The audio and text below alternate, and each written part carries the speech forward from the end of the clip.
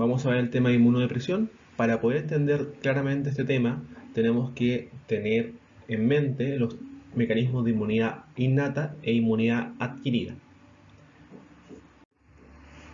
Los objetivos de esta presentación es poder entender el concepto de tolerancia y ver cómo éste se relaciona con diferentes enfermedades de ganancia o disminución de ella, poder determinar clínicamente qué paciente presenta un cuadro de inmunodepresión, conocer cuáles son las manifestaciones según cuál sea la línea inmunológica afectada, si afectamos una célula u otra, qué podemos esperar ver en el paciente, y conocer las entidades responsables de cada una de estas afecciones de las líneas.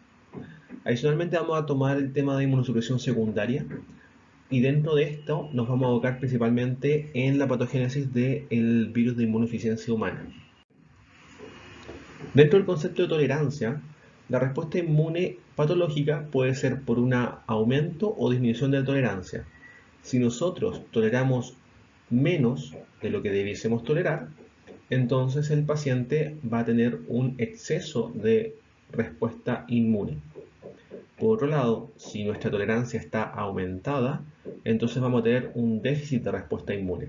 Vale decir, si yo tolero moléculas que son patógenas, o sea, elementos externos porque tengo mucha tolerancia, entonces esos elementos que yo estoy tolerando me van a atacar y yo no voy a tener ninguna respuesta frente a ellos. Por otro lado, si yo tengo una tolerancia que está muy baja y no tolero moléculas propias, entonces voy a tener también respuestas inmunes que van a estar aumentadas. También puede ser que tenga una tolerancia muy baja frente a elementos que no son dañinos. Entonces acá podemos ver tres síndromes. Tenemos un síndrome donde hay un aumento de la respuesta inmune, este no tiene tanta relación con la tolerancia, en donde tenemos el CIRS, que esto es cuando hay una respuesta inmune exacerbada por ejemplo, algún patógeno que adecuadamente uno debería hacer esa respuesta inmune, por ejemplo, en una sepsis por una bacteria.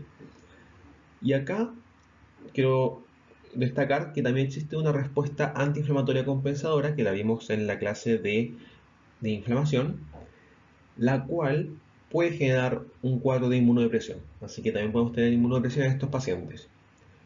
En cuanto al exceso de respuesta inmune, cuando son por elementos externos, es la hipersensibilidad, y cuando son por elementos propios, tenemos la autoinmunidad. Y el defecto de respuesta inmune es la inmunodeficiencia, a lo cual nos vamos a abocar ahora. Una inmunodepresión se puede manifestar como infecciones recurrentes, es decir, múltiple cantidad de infecciones, de diferentes tipos de infecciones. Infecciones recidivantes, cuando tengo la misma infección que aparece una y otra vez. Infección por microorganismos oportunistas, vale decir, infecciones por microorganismos que generalmente no causan infección en personas con inmunidad completa. Infecciones que tienen un curso atípico, una infección que generalmente suele ser muy leve, que tiene una evolución autolimitada, que en este caso tiene un curso crónico, por ejemplo, o tiene un curso muy severo, diferente a lo habitual visto en otros pacientes. También puede haber un aumento de la incidencia de cáncer. Recuerden que la inmunidad también se encarga de atacar a las células que son cancerígenas, principalmente la inmunidad celular. Y también hay aumento de autoinmunidad, lo cual puede ser como un poco paradojal, porque la autoinmunidad generalmente es un exceso de respuesta inmune. Sin embargo, a veces cuando hay una deficiencia en una de las líneas, los sustratos van a ir hacia otra de las líneas y eso puede causar exceso de respuestas para algunos lados y disminución de respuestas para otros. Una respuesta inmunológica normal se va a manifestar finalmente como cualquiera de las ya mencionadas, infecciones recidivantes, infecciones recurrentes, entre otros. Cuando yo tengo este síndrome, tengo primero que pensar si esto es un cuadro de tipo inmunológico o un cuadro no inmunológico. Y para hacer esa diferencia, tengo que ver si el paciente tiene factores predisponentes. Un ejemplo clásico son las infecciones urinarias a repetición. Las infecciones urinarias de repetición o ITU recurrente pueden manifestarse cuando hay algún factor predisponente anatómico, como por ejemplo alguna enfermedad por reflujo o por ejemplo usuarios de una sonda Foley. En este caso tenemos un factor que me va a explicar el por qué el paciente tiene estas infecciones y por tanto sería unas respuestas no inmunológicas. Adicionalmente, otra cosa que puedo evaluar es si estas afecciones son localizadas o no. Si el paciente solamente tiene problemas a nivel urinario y no en otra zona, lo más probable es que sea algo no inmunológico. Si por otro lado esto está indiscriminado para diferentes lugares de afección, podría yo pensar más en algo inmunológico. Cuando pienso que tengo una respuesta inmunológica normales, yo voy a plantear si esto es una inmunodeficiencia primaria o una inmunodeficiencia secundaria. En general, las inmunodeficiencias primarias se abocan más a los niños. Ahora, esto solamente para recordar un poquito lo que es el CARS. El CARS me refiero a la respuesta antiinflamatoria. Acá tengo un paciente que tuvo un foco infeccioso, tuvo células no infecciosas que se destruyeron y que causaron DAMS. Todo esto generó una activación del sistema macrofágico, citoquinas proinflamatorias, y aquí llegamos al CIRS. El CIRS libera interleuquina 4 e interleuquina 10. La interleuquina 10, recuerden que es un potente antiinflamatorio, y esto llevó al CARS. Entonces estos pacientes fluctúan entre CIRS, donde llegan a la falla multiorgánica, y después tienen estos periodos de CARS. Y aquí es donde pueden tener reinfecciones, y eso puede hacer que se prolongue el curso de su enfermedad. Pasando ya a la clasificación de inmunosupresión, tenemos las primarias y las secundarias. La diferencia entre estos es que en la secundaria existe una causa que está generando el daño. Sin embargo, esta causa no es un defecto intrínseco del sistema inmune, que es lo que le da el rol de primaria. Vale decir, en las primarias existe un problema específico en la célula T, por ejemplo, o un problema específico en tal inmunoglobulina, o en tal proteína que codifica tal elemento del sistema inmune. Esto generalmente está desde el nacimiento porque son mutaciones a nivel de algún gen, alguna lesión, etc.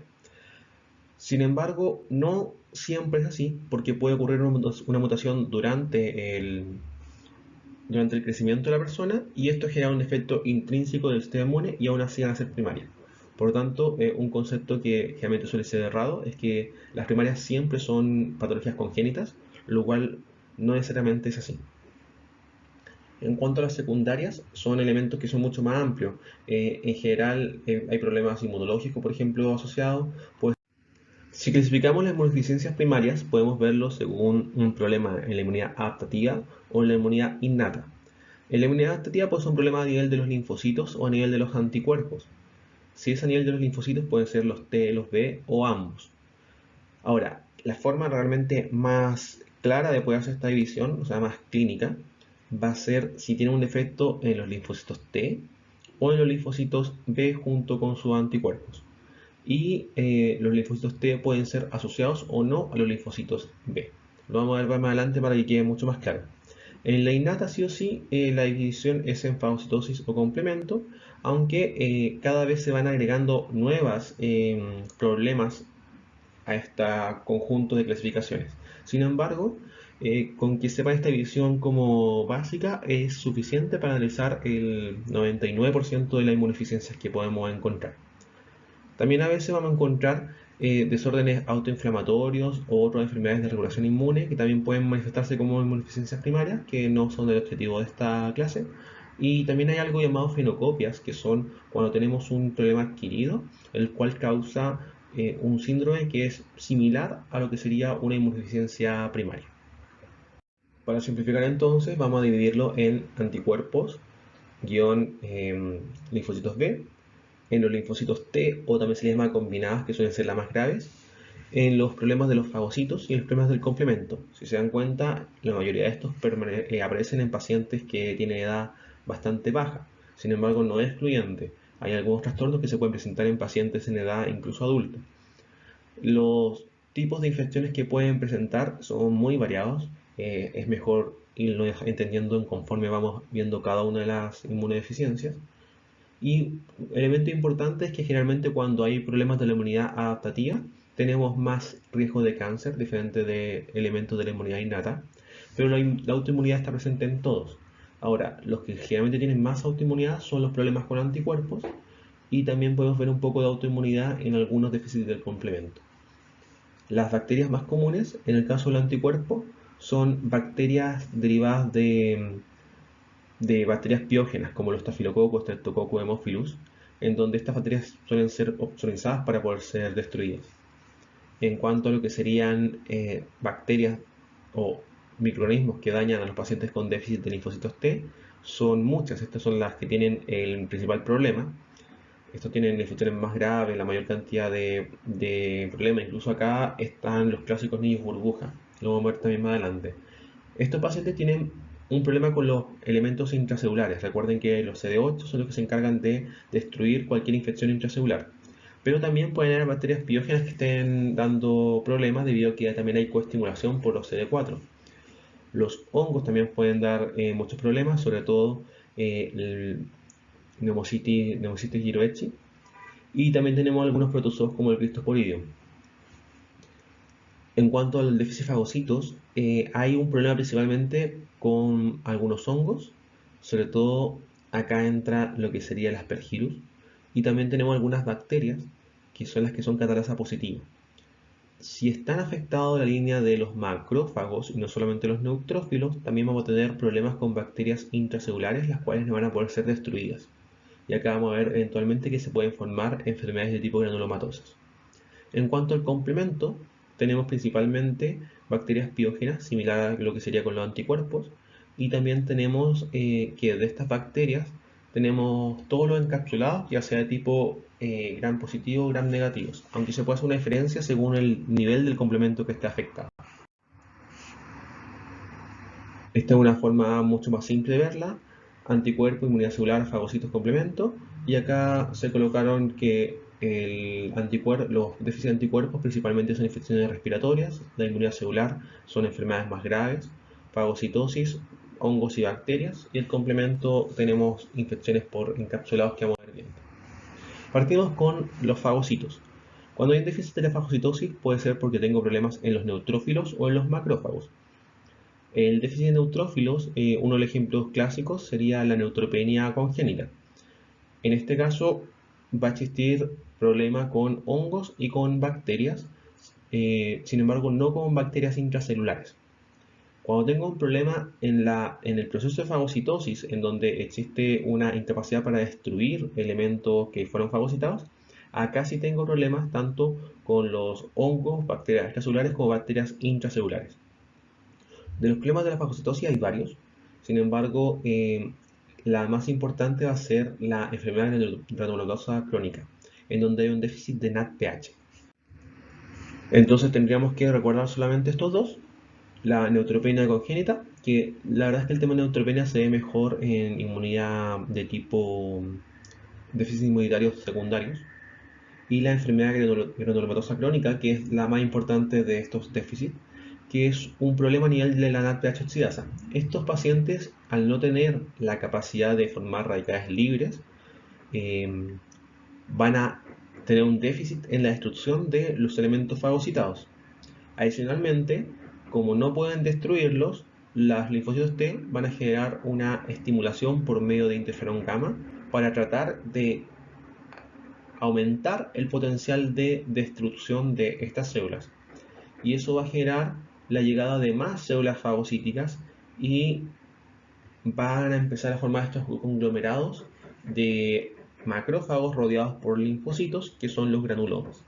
Entonces, por eso la enfermedad granulomatosa crónica se caracteriza por tener una gran cantidad de granulomas, que son granulomas donde no logran destruir bacterias.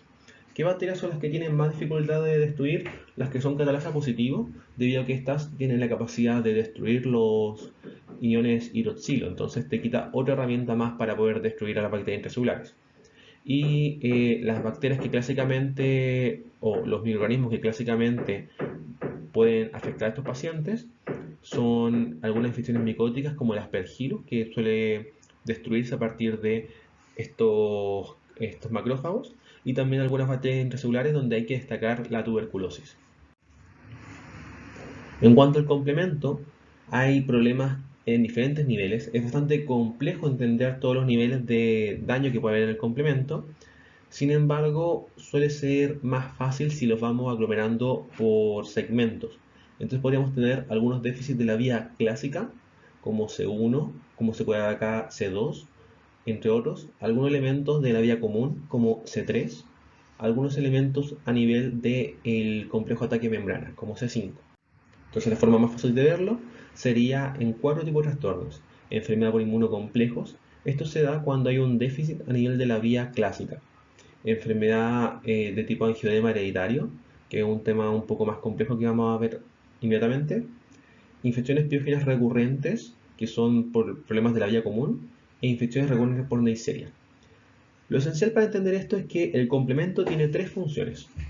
Primero, activar la vía clásica. La vía clásica se activa con inmunocomplejos. Estos inmunocomplejos pueden ser porque un elemento, un anticuerpo esté unido a una bacteria opsonizándolo y que esa bacteria active el sistema del complemento para poder destruirla mediante un complejo ataque membrana, por ejemplo.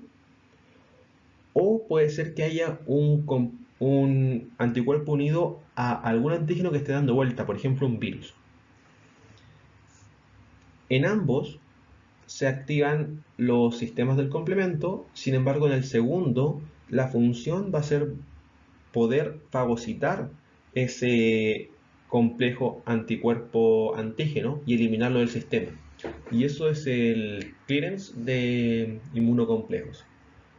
Cuando no tenemos vía clásica, no podemos formar clearance de inmunocomplejos y nos quedamos con estos complejos antígeno-anticuerpos, los cuales pueden depositarse en ciertos tejidos y generar daño.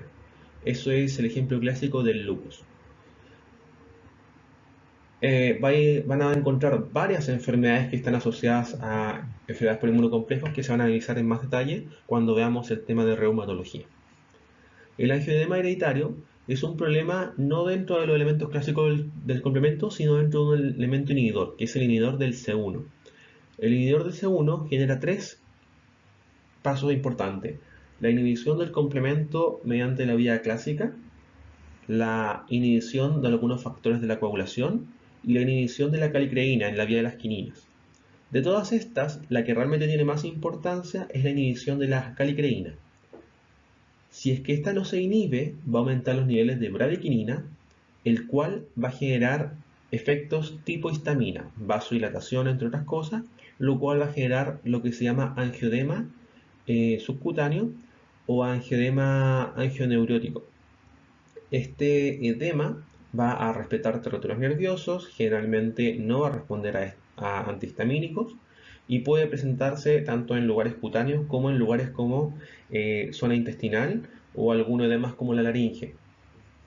Y de aquí las principales manifestaciones que son aumento de volumen en partes de la piel, dolor abdominal y espasmo laringeo, que suele ser la causa de muerte de estos pacientes.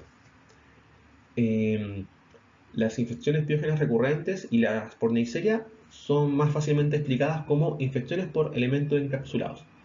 Ahora, hay bacterias que no son fácilmente fagocitadas porque tienen cápsula. Estas bacterias con cápsula son ayudadas a ser fagocitadas mediante el complemento. Las que son gram positivas son destruidas mediante la opsonización y luego fagocitosis. Las que son de tipo gram negativas son destruidas por MAC. De las infecciones piógenas, o sea, de las infecciones por encapsulados, tenemos el estreptococo, el Haemophilus y la Neisseria. Entonces, el Haemophilus y el estreptococo van a ser destruidas por la opsonización y para eso requieren C3. Por tanto, cuando hay un problema a nivel de C3, vamos a tener un aumento de las infecciones por estreptococo, hemófilos, que son los gram positivos, y además, como si no tenemos C3 no formamos C5, también por los gram negativos como la Neisseria. Pero cuando el déficit es puramente C5 o algún elemento del complejo de ataque membrana, las infecciones van a ser solamente por el gram negativo, va a decir por la Neisseria. Y así explicamos finalmente estos 4 problemas. En cuanto a los linfocitos, tenemos que hay una célula que se encarga inicialmente de dar pie al desarrollo de ambos linfocitos, así que podemos tener un problema muy alto en donde tengo un trastorno de los linfocitos B y los linfocitos T. Caso, por ejemplo, de la disgenesia reticular o de algunos otros elementos que están en ambas rutas, como por ejemplo la ADA, adenosina que está tanto en la línea de los B como de los T. Por otro lado, tengo algunos trastornos específicos dentro de la diferenciación de cada uno de las líneas. Por ejemplo, algunos trastornos específicos de la línea T o algunos trastornos específicos de la línea B. De la línea T también es clásico que cualquier problema que afecte al timo puede impedir la generación, o sea, la diferenciación completa de esta línea. Otra cosa importante es que dentro de la línea T, los CD8 tienen una función pura, sin embargo los CD4 van a ser esenciales para que la línea B actúe de forma correcta. Y es por eso que trastornos de la línea T a veces se les llama también combinados.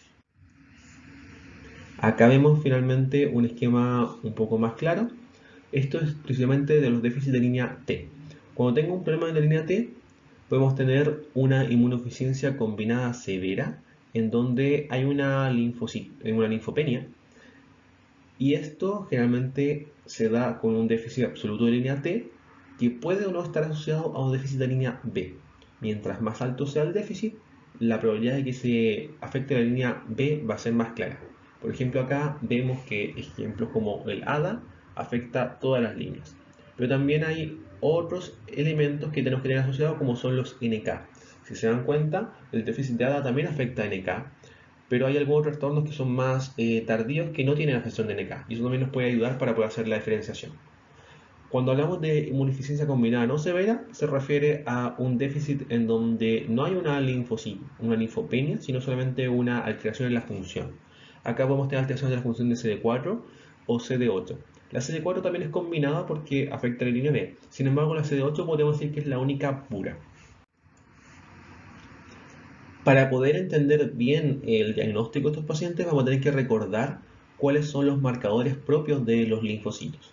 Y acá hay muchísimos marcadores, pero hay pocos que hay que recordar realmente para poder hacer la distinción entre ciertos casos. El primero es el CD3.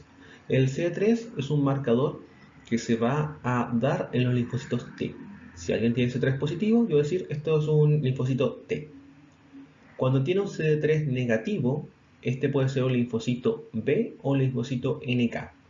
Los linfocitos B van a tener marcadores que se les suele decir PAM-B, que son el CD19 y el CD20.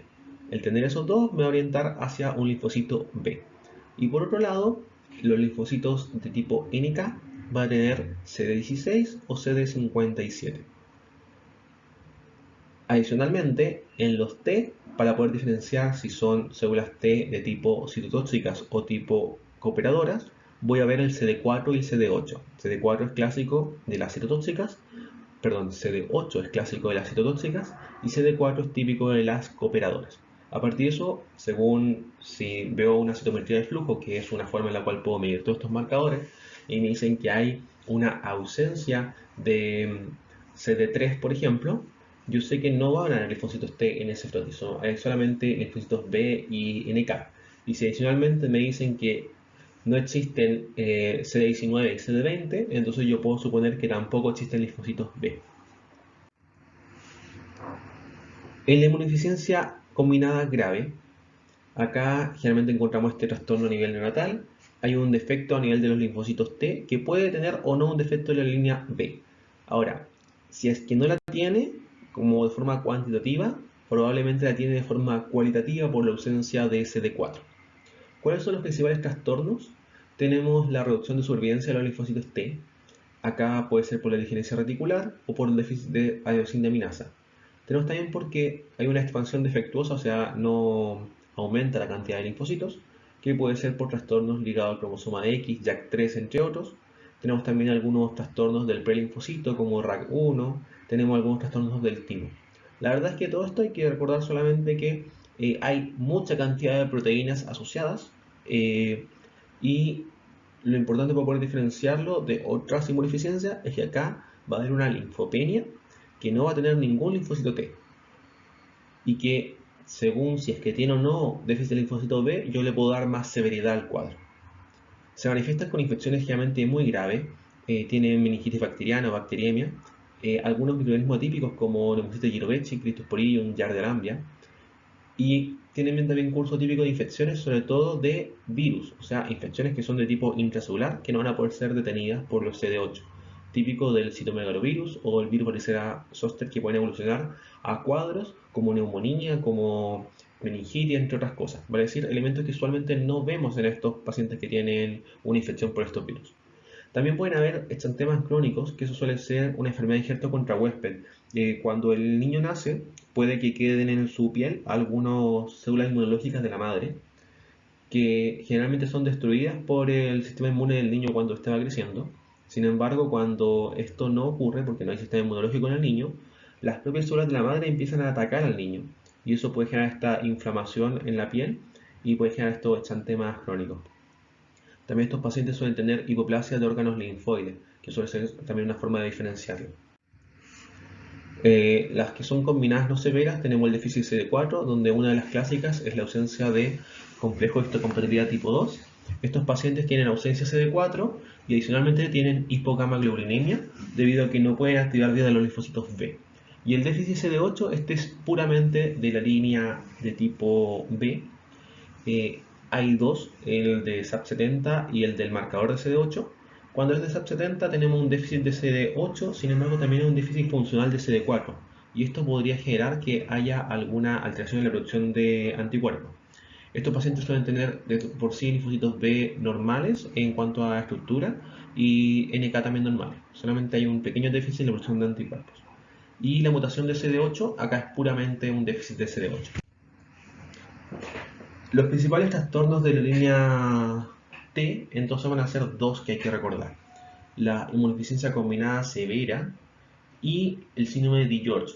La inmunodeficiencia combinada severa es la que hablamos al principio. Hay muchísimas causas. Estos pacientes, lo importante es que suelen tener un trastorno a nivel de la línea T que está ausente, la línea B que puede estar o no ausente y la línea K que suele estar ausente. Hay un trastorno un poco más alto y es la deficiencia más grave. Suelen tener mucha infección oportunista, pero también retraso en el crecimiento. Los síndrome de George es una alteración cromosómica donde hay una alteración de la tercera bolsa faríngea.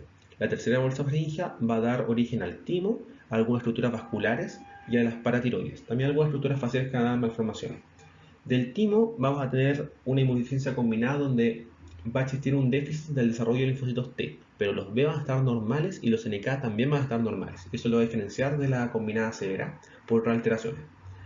La línea vascular podemos tener alguna transposición de grandes vasos, etiología de Fallot, y a nivel de la paratiroides vamos a tener hipoparatiroidismo y por tanto hipocalcemia. Entonces son pacientes que tienen déficit de linfocitos T con las demás líneas normales más hipocalcemia y suelen tener problemas como una cardiopatía cianótica, entre otras cosas.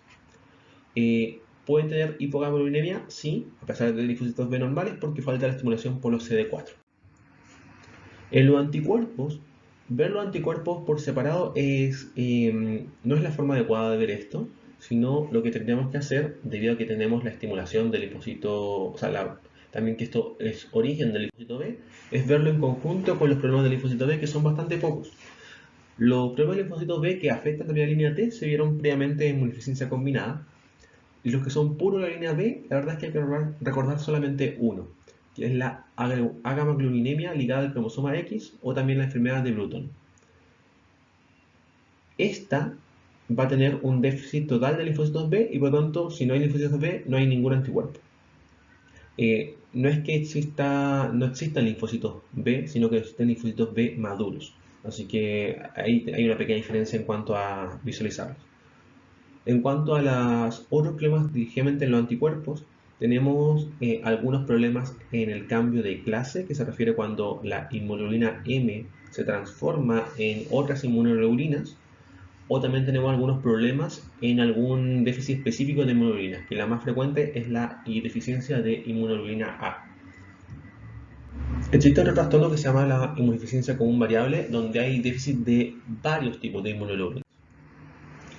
Entonces los principales que hay que recordar va a ser la enfermedad de Bruton, en donde estos pacientes tienen un trastorno en donde hay una ausencia de todo tipo de inmunoglobulinas. La única que a veces suele ver presente es la G, pero a niveles muy bajos. Los linfocitos B son muy bajos y los órganos linfáticos van a estar hipoplásicos. Suelen tener infecciones bacterianas recurrentes porque no pueden organizar nada. Problemas de cambio de clase suele ser cuando hay una estimulación deficiente del CD40 o el CD40 ligando, y acá existe una incapacidad del paso de IgM hacia inmunoglobulina G, A o E, y estos pacientes tienen una déficit de estas primeras inmunoglinas de IgG, IgA e IgE. Sin embargo, un exceso de inmunoglina M, que es la que no va a poder cambiar de clase. Esto va a causar que los folículos no estén hipoplásicos, pero tengan diferente morfología. Solamente tienen unos centros de tipo folliculares primarios, pero no tienen centros germinales, que es donde se hace el cambio de clase. Adicionalmente puede haber una neutropenia que tiene unos mecanismos bastante complejos de ser explicados, que no vale la pena abundar. Pueden tener infecciones recurrentes y también infecciones oportunistas. Acá es importante que pueda haber un trastorno no solamente del linfocito B, sino que también del linfocito T, debido a que esta interacción CD40 ligando es la que se da cuando se une el linfocito T con el B. Déficit selectivo de IgA es la más frecuente de los déficits primarios. Acá suele ser aislado, pero también podemos encontrarlo en conjunto con déficit de inmunoglobulina G. Suelen ser asintomáticos y no dan ningún problema, aunque la ausencia de inmunoglobulina A en la mucosa intestinal puede aumentar el riesgo de algunas infecciones, así que una manifestación puede ser diarreas, que son por Yardi-Lambre. Y cuando se asocia a déficit de inmunoglobulina G u otro, puede encontrarse algunos síndromes de autoinmunidad, aunque también existe también aumento de algunos otros elementos que son categorizados como inmunes, aunque no son propiamente tal, como la enfermedad celíaca, que también puede estar en estos pacientes con déficit de IgA. Una cosa importante es que estos pacientes tienen inmunoglobulina G anti-inmunoglobulina A, y eso hace que no se les pueda administrar inmunoglobulina intravenosa, que es como una de las medidas que uno suele hacer con déficit de alguna inmunoglobulina, que acá no es el caso, porque se generaría una respuesta inmunológica intensa tratando de atacar esa IgA que va entrando al organismo. La inmunodeficiencia común variable, su causa no está tan clara. Hay una gran cantidad de teorías que tratan de explicarla. Lo que existe es una hipogammaglobulinemia de algunos lugares específicos, suele ser más de tipo IgG, y que suele ser progresiva y aparece después de la adolescencia, a veces también en adultos jóvenes. Y da una infección recurrente a nivel respiratoria y puede también tener manifestaciones autoinmunitarias. Suele ser de un curso no tan severo. Ahora, hemos visto como la mayoría de los trastornos, de estos podemos asociar infecciones por algunos microorganismos a algunos de los déficits inmunitarios. Por ejemplo, los déficits de anticuerpos aumentan en las infecciones por estafilococo, neumococo, hemophilus, enterovirus y Yardi-Lambre. Sin embargo, el estafilococo también puede estar aumentado en los pacientes con déficit de la fagocitosis porque estos son estatalasa positivos. El neumococo puede estar asociado a déficit del complemento o déficit de anticuerpos, y eso es porque requieren ser opsonizados, que pueden ser opsonizados por complemento o por anticuerpos. Hemophilus pasa lo mismo. La Neisseria, por otro lado, como es destruida por MAC y no por la opsonización, solamente va a aumentar en el déficit del complemento. Los virus DNA y algunos otros brotes de virus son destruidos por mecanismo mediante CD8 y por tanto lo vamos a ver especialmente en inmunidad celular. El enterovirus, por otro lado, puede ser inactivado por algunos anticuerpos y es por eso que lo podemos ver en déficit de anticuerpos. Los hongos van a ser destruidos por fagocitosis principalmente y esta fagocitosis puede ser estimulada por inmunidad celular. Por tanto, van a verse visto en esos dos tipos de pacientes y la yardia habíamos dicho que se puede ver en el déficit de IgA, así que sería anticuerpos. Acá tenemos finalmente un resumen general de lo que acabamos de ver, principales infecciones, y tenemos los principales déficits que tenemos que recordar. Entonces, para el linfocito B y los anticuerpos, recordar la agaglutininemia de Bruton o enfermedad de Bruton, o ligada al cromosoma X, el déficit selectivo de IgA, que es la más frecuente pero la más sintomática, y la inmunodeficiencia común variable, que tiene un curso intermedio. En cuanto a las combinadas, recordar la inmunodeficiencia combinada severa y el síndrome de Di-George. Recordar que en el síndrome de Di-George existen linfocitos NK normales, en cambio en la inmunodeficiencia combinada severa van a existir una cantidad reducida de estos. Y por otro lado, el síndrome de Di-George está asociado a otros trastornos como la hipocalcemia, trastorno de grandes vasos, de malformaciones cardíacas. Los déficits de la fagocitosis, tenemos la neutropenia congénita, que la neutropenia lo veremos principalmente en secundarias o en déficit de leucocitos, y la enfermedad granulomatosa crónica, que tiene problemas con bacterias intracelulares u algunos hongos. Y en el complemento, el angioedema hereditario, tenemos el déficit por aclaramiento inmunocomplejos, que son más patologías de tipo autoinmune, y ya las que serían de tipo infecciosa sería el déficit de S3, que sería todos los encapsulados, y el déficit de MAC o C5 hacia abajo, que sería solamente para la Neisseria. En cuanto a lo secundario, tenemos algunas condiciones fisiológicas que pueden causar inmunodeficiencia secundaria, como la vejez, como el embarazo o como el estrés. Tenemos algunas condiciones patológicas, como la diabetes mellitus, la desnutrición. Tenemos también las enfermedades digestivas como la cirrosis por el déficit de síntesis de algunos elementos producto de una capacidad hepática disminuida. Tenemos algunos problemas renales. Un clásico es el síndrome nefrótico, en donde se pierden anticuerpos de tipo IgG, que son los más pequeños, y por tanto también tenemos más riesgo de infecciones. Tenemos enfermedades hematológicas como por ejemplo el déficit de vaso, el hipoesplenismo, o pacientes que tienen esplenectomía, en donde al no existir vaso existe una incapacidad para poder destruir las bacterias opsonizadas, que es el principal lugar donde se van a ir a destruir ellas. Y por tanto tenemos un trastorno similar al que ocurriría en un paciente con déficit de complemento C3. También tenemos los pacientes que tienen leucemias, linfomas, donde hay una alteración a nivel de los linfocitos, en donde estos pacientes tienen patologías similares a las inmunodeficiencias combinadas. Tenemos también enfermedades inmunes como el lupus, algunos tumores que también pueden causar inmunodeficiencia y infecciones donde el clásico es el virus de VIH, el virus de inmunodeficiencia humana. En cuanto a fármacos, los corticoides son como lo clásico que hay que conocer, pero también hay un montón de inmunomoduladores como acetropina, ciclosporina, rituximab, entre otros, que van a tener un efecto específico, que lo van a entender mucho mejor cuando se vean los mecanismos de acción de ellos en algunas otras clases más adelante. También podemos tener trastornos por radiación ambiental, traumatismo, entre otras cosas. A evaluar, vamos a ver la malnutrición. La malnutrición, la verdad es que tiene un trastorno porque existe un agotamiento de la reserva energética del material proteico y eso va a impactar directamente en la inmunidad. Sin embargo, también existe un trastorno a partir de la carencia de oligoelementos y de vitaminas. Entonces, por un lado, tenemos que el paciente tiene menos material para poder trabajar y poder sintetizar anticuerpos, pero por otro lado, la ausencia de algún elemento específico puede interactuar en la síntesis de alguna de los elementos del sistema inmune. A destacar, oligoelementos, el zinc y el hierro. El zinc es esencial para formar timolina, que es una proteína que se encarga de permitir el desarrollo del timo. Así que tienen involución del timo y por lo tanto déficit a nivel de la inmunidad de los linfocitos T, por lo tanto similar a lo que sería una inmunidad combinada. El hierro es esencial para la actividad de los fagocitos. Ahora, el hierro es controversial. Uno podría pensar, entonces hay que darle hierro a los pacientes que tengan infecciones con hipoferremia para poder estimularlo. Sin embargo, a nivel sanguíneo, si yo aumento la cantidad de hierro, algunas bacterias podrían aumentar su crecimiento. Así que también no es algo como para suplementar en fase aguda. Pero sí, un paciente que tiene ferropenia está más predispuesto a infecciones. Carencia de vitaminas. Las vitaminas del complejo B pueden estar asociadas a tanto la inmunidad celular como humoral. Los mecanismos no están 100% claros. La vitamina C y la vitamina E van a generar un aumento a nivel de la interleuquina 12.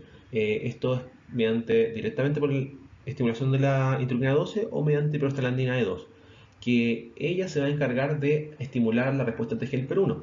Al tener un déficit de ellos, por tanto, tenemos una respuesta TGLP1 ineficiente y por tanto nuestra activación de neutrófilo, entre otras cosas, va a estar también deficiente y también la activación de lo que sería respuestas mediante CD8. Así que tenemos una alteración a nivel de los fagocitos y también un poco de inmunidad celular. La vitamina A se encarga de estimular el correcto desarrollo de algunas barreras epiteliales y por lo tanto tenemos más riesgo de infecciones digestivas principalmente o algunas infecciones de piel. La vitamina D puede estimular la función del macrófago, así que también la deficiencia de este puede dar más infecciones, sobre todo podemos ver algunas infecciones de tipo granulomatosa, como por ejemplo la tuberculosis. Los corticoides, por otro lado, tienen funciones a nivel de la estimulación de respuestas innatas, también de respuestas adaptativas. Son más importantes las respuestas de tipo innatas debido a que tiene una amplia relación con el macrófago, aunque se ha visto que cuando el estrés está a dosis bajitas podría crear un aumento de la actividad. Sin embargo, cuando las dosis son más altas, se disminuye drásticamente la actividad del macrófago y la fagostosis se ve ampliamente reducida, y también puede haber una alteración a nivel de la apoptosis de algunos macrófagos. Por otro lado, el otro efecto que vamos a tener es a nivel del factor nuclear kappa beta, que también se relaciona con la inmunidad innata, debido a que al inhibir este no voy a estimular el proceso inflamatorio, o sea, genera una disminución de la respuesta inflamatoria mediante una disminución de la producción de interleuquina 1 beta.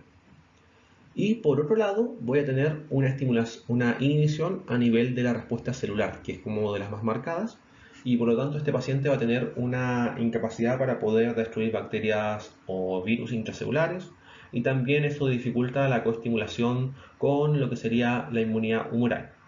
Ahora, la inmunidad humoral también se ve disminuida, sin embargo, la verdad es que no es tan significativa esta reducción como es la inmunidad celular y como es la fagocitosis.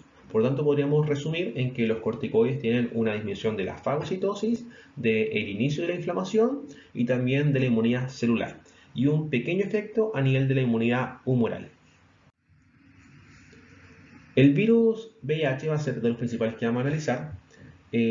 Tiene hartas aristas que analizar. Primero, su transmisión puede ser por vía sexual, sanguínea o vertical. Básicamente, cuando exista contacto con la sangre del paciente, por algún motivo va a transmitirse el virus. Para que se transmita el virus tiene que existir carga viral. Por lo tanto, si un paciente tiene carga viral indetectable en un tratamiento óptimo con terapia farmacológica, ese paciente no va a transmitir el virus. En cuanto a los tipos de virus, existen dos, el VIH tipo 1 y el tipo 2.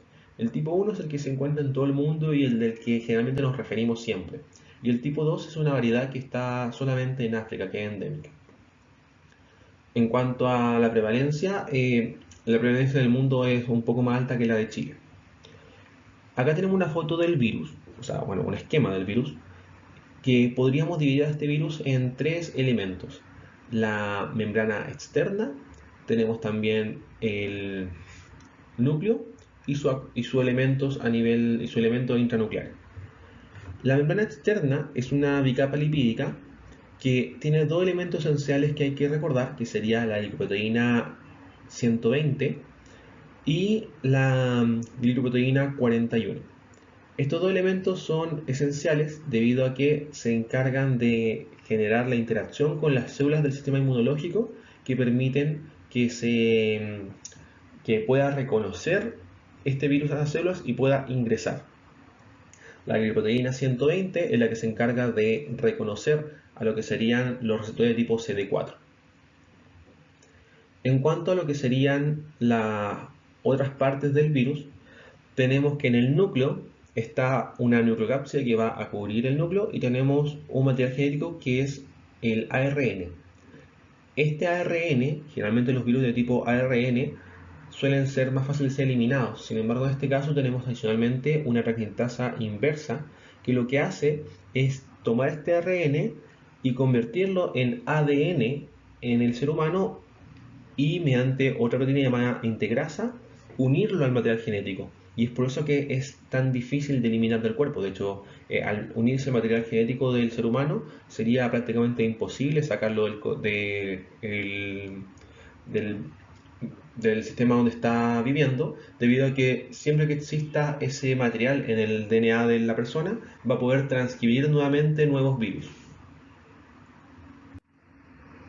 Acá tenemos un esquema muy simple donde tenemos que el virus, mediante sus glicoproteínas 120 y 41, se va a unir a una célula y en esta célula la célula va a empezar a sintetizar nuevos virus. Eso va a generar un aumento de la cantidad de virus que va a ser lo que haga los síntomas iniciales, que se llama esto la fase aguda o primoinfección, y luego de que el paciente trate de controlar esta infección, lo que va a hacer es destruir a las propias células que estaban siendo contagiadas por el virus. Cuando destruimos esas células, poco a poco vamos a ir disminuyendo la cantidad de linfocitos, y al disminuir la cantidad de linfocitos, eventualmente nuestra capacidad para poder mantener a raya y destruir estas células va a verse alterada, y por tanto el virus eventualmente va a empezar a sintetizar más cantidad de virus, los cuales van, o sea, las células que están infectadas van a sintetizar más cantidad de virus, y eso va a empezar a aumentar nuevamente la cantidad de viremia, y aquí van a aumentar nuevamente los síntomas. Ya sería cuando tenemos años de infección. Ahora, una explicación detallada de cómo funciona el ingreso del virus a la célula sería que el virus interactúa mediante su glicoproteína 120 con la proteína CD4 de alguna de las células. Adicionalmente, tiene otra proteína, la glicoproteína 41, que va a interaccionar con dos tipos de receptores. Puede ser CCR5 en los macrófagos o CXCR4 en los linfocitos. Cuando interaccionan los dos, pasan a la fase de fusión. La fusión libera el material intranuclear a la célula. Hay algunos elementos que van a encargarse de inhibir estos procesos. Sin embargo, generalmente el virus de inmunodeficiencia humana puede sortear estos obstáculos y eventualmente pasar a la siguiente fase, que es la ruptura de la cápside. Cuando se rompe la cápside, se liberan las proteínas y el material ARNA al citoplasma. De las proteínas importantes tenemos la transcriptasa inversa. Lo que hace es que tomamos el RNA y va a transcribir DNA. Este DNA que se va a transcribir va a ser el que va a ir mediante la integrasa a integrarse al DNA de la célula a la cual está infectando. De esa forma va a generar que ahora el DNA de la célula tenga una porción que es DNA del virus. Ese DNA del virus va a ser controlado la transcripción de este por varios métodos. Se dice que hay dos formas de replicarse. Una es una forma controlada, que es constante, y la otra es una forma en modo de explosión masiva, que se refiere a que se va a estimular cuando hay una respuesta inflamatoria. Entonces, mediante algunos elementos que permiten respuestas inflamatorias, van a transcribirse muchos genes, y entre ellos estos genes del virus. Entonces se transcriben hebras del virus, las cuales van a ir al citoplasma, y en el citoplasma lo que van a hacer es, mediante los ribosomas, sintetizar proteínas. Estas proteínas van a ser cortadas mediante algunos elementos como la proteasa, y esta proteasa lo que va a hacer es finalmente generar los elementos constitucionales del nuevo virus, que van a ir a la fase de ensamblaje, en donde van a unirse a la parte de la membrana de la célula y salir finalmente al exterior como ya un nuevo virus, que va a ser el que va a estar listo para ir a infectar a otra célula. Hay algunas proteínas que se encargan de regular estos procesos. Uno de ellos sería el BIF, que el BIF es una de las proteínas que se encargan de regular la proteasa, vale decir, la fase de ruptura de este material que ya fue transcrito. Y también tenemos algunas otras proteínas, como la que sería la BPU, que es la que está en amarillo, que se encarga de regular el proceso de gemación, que es el proceso de salida del virus al medio extracelular. Ahora, el virus, cuando ingresa a nuestro organismo, lo que hace primero es unirse a las células dendríticas que están a nivel de los linfonodos. En estas células dendríticas ocurren principalmente una etapa de 2 a 3 días, en donde la célula dendrítica que fagocitó este virus le va a presentar el virus hacia los CD4. Cuando le presenta el virus hacia los CD4, este CD4 va a ser infectado por el virus, y el virus va a generar un daño a nivel del CD4 que va a ser directo, destruyéndolo. Ahora, este virus que es presentado también va a ir a generar respuestas inmunológicas, entre las cuales se puede presentar la producción de anticuerpos, que estos anticuerpos pueden ir a neutralizar directamente el virus, pero también genera otra respuesta que es la producción de CD8, los cuales tienen la capacidad de ir a destruir a las células infectadas. Y acá el problema es que las células infectadas van a ser los CD4. Por tanto, al tener CD4 infectados, los CD8 van a ir a atacar directamente a los CD4 y van a ir generando la destrucción de estos y eventualmente van a ir disminuyendo progresivamente la cantidad del recuento de CD4. Ahora, existen también otros mecanismos por los cuales se puede ir acelerando este proceso, que es lo que se ve en el gráfico, en donde cuando va existiendo una disminución de la cantidad de CD4, va existiendo un control inadecuado de algunas infecciones. Adicionalmente puede haber una destrucción a nivel de lo que serían las mucosas intestinales, y eso puede generar también el paso de bacterias desde el lumen intestinal hacia el sistema sanguíneo, que eso se llama translocación bacteriana. Esta relocación bacteriana va a generar una activación inmunológica y, como ya sabemos, la activación inmunológica es lo que va a generar principalmente la transcripción de más cantidad de virus. Al generar una transcripción de más cantidad de virus, va a aumentar la viremia, la cual, si el sistema inmunológico todavía es fuerte, va a tratar de ir controlándola, y al tratar de ir controlándola, va a existir una mayor destrucción del sistema inmunológico y eventualmente generamos un feedback positivo hasta que el sistema inmunológico cae completamente, empieza a existir mayor cantidad de viremia que no puede ser controlada, depresión de toda la cantidad de CD4 y conjunto con esto inician las infecciones de tipo oportunista y ya un proceso ya de inmunosupresión. Entonces los linfocitos van a tener por un lado una destrucción de la cantidad de linfocitos y también van a tener una alteración en la función de estos.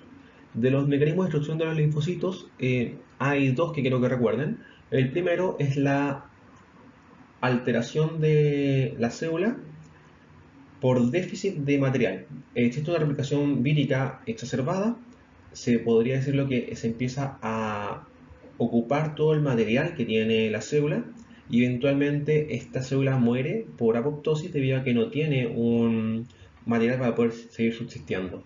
Esto sería el efecto citopático del virus. Por otro lado, existe una destrucción mediada por los CD8 del paciente, en donde los CD8 van a estimular la apoptosis de las células infectadas por el virus. Esto va a conducir a una linfopenia, en donde existe una disminución de la cantidad de CD4 y por lo tanto se invierte la relación CD4-CD8.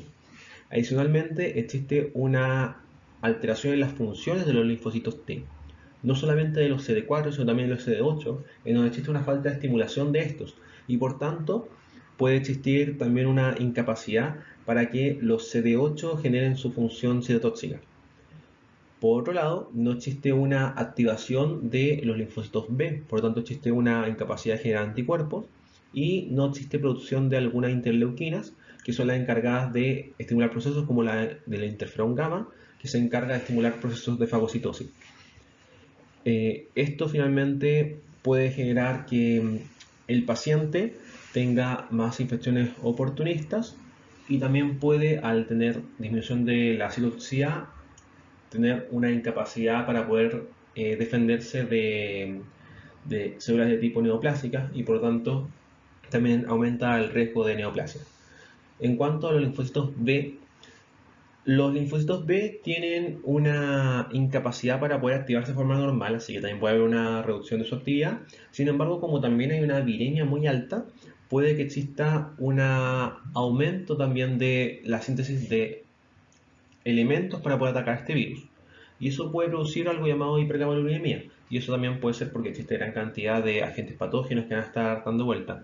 Esto va a causar inmunocomplejos que puede eventualmente causar enfermedades inmunológicas. Vale decir, los pacientes con virus de multisensia humana pueden tener infecciones, pueden tener enfermedades de tipo oncológicas y también pudiesen tener enfermedades de tipo inmunológicas. Así que por eso es que pueden tener cuadros que son muy variados. Se dice que un paciente que tiene una VIH descontrolado puede tener casi lo que sea. Es como similar a la sífilis, de las grandes imitadores que tenemos dentro de la medicina. Y bueno, también la atención de los macrófagos, ya hablado previamente, por una reducción a nivel de la coestimulación. Entonces, como hemos visto previamente, tenemos algunas fases. Primero tenemos un síndrome retroviral agudo, que sería cuando este paciente tiene la primoinfección, en donde hay síntomas similares a lo que sería un cuadro viral común y silvestre. Este paciente tiene ahí una gran viremia. Sin embargo, todavía no tiene expresión de algún anticuerpo ni nada similar. Y es por eso que en esa fase muchos de los estudios que se suelen hacer no logran detectar al virus y pueden salir falsos negativos. En estos pacientes, la infección se genera un rápido control de esta mediante la producción de linfocitos CD8, como habíamos visto, y eso logra estabilizar la carga viral. Sin embargo, van a ir disminuyendo progresivamente la cantidad de CD4.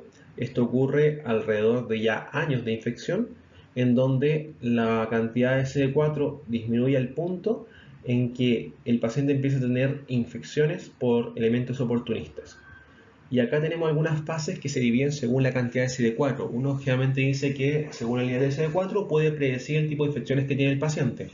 Pacientes que tienen CD4 menor a 200 empiezan a presentar infecciones que comúnmente una persona no presentaría. Y cuando ya esto baja a un nivel crítico como 50, ya la cantidad de infecciones de generar infecciones graves es muy alta. Incluso según los niveles uno podría dejar profilaxis antibiótica o antimicrobiana para prevenir esas infecciones. Y aquí es cuando ya presentamos nuevamente los síntomas. Bueno, eso ha sido todo por la parte de inmunodepresión. Sé que hay muchos tipos de inmunodepresión que no han sido vistos en su cabalidad. Uno de ellos, que lo vamos a analizar en la clase de línea blanca, es la ausencia de neutrófilos. Las consecuencias de estas son las mismas que se hablaron. Sin embargo, los elementos que pueden llevar a esta neutropenia son muy variados y es mejor analizarlos directamente cuando veamos la línea blanca.